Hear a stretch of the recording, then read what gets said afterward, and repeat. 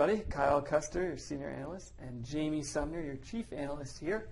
And Jamie's going to share, of course, we all know the FOMC meeting was last week. He's going to share the results, and he's going to even share something really interesting he found. You're going to definitely want to try it out.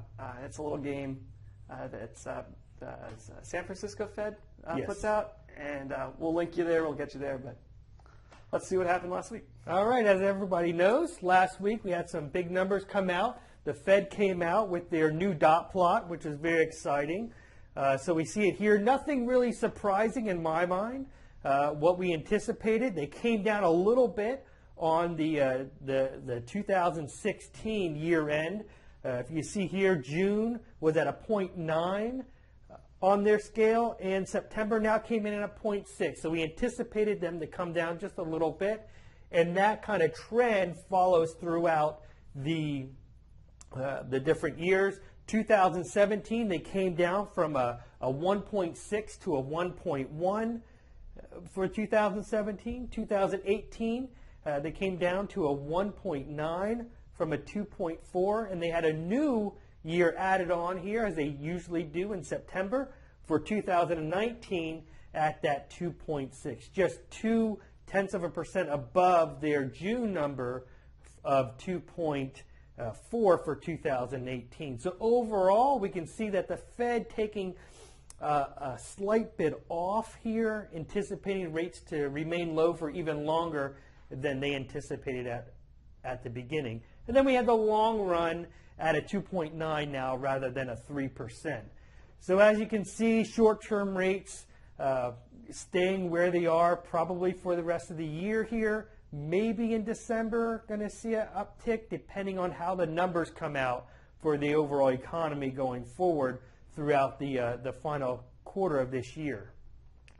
We look at the overall growth in the economy for this year. They backtracked a little bit. They had a 2% growth in 2016 back in June, and now they backed that off to a 1.8% here. So that's a pretty much significant pull off here. Going out, though, they kind of kept things the same for 17 and 18, and they added the 2019 out there between a 1.7 and a 2%.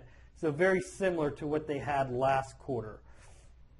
So not much news change there other than they pulled back for this year.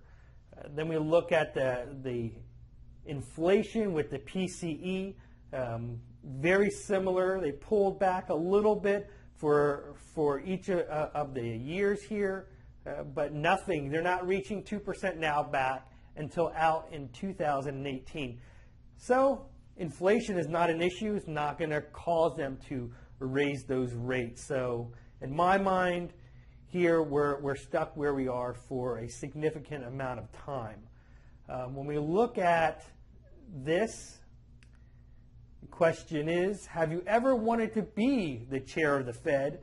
And the San Francisco Fed came out with this game where you can be the chair of the Fed, and they walk you through different economic environments and scenarios, and you have to make the determination of whether or not you're going to raise rates, lower rates, or keep the rates the same. So overall, they give you this indicator of what your job is. And then from here, you get to this screen, and then you have the ability to be that Fed chair and determine where rates should be. Sure, and this was one that I was working on this morning because that's how our mornings start. We get to play a little game, right? But it starts off, and the economic environment seems to be okay. Unemployment is this blue area here, on target. Your inflation's on target. So I noticed we were a little, inflation was a little higher, so I bumped rates up.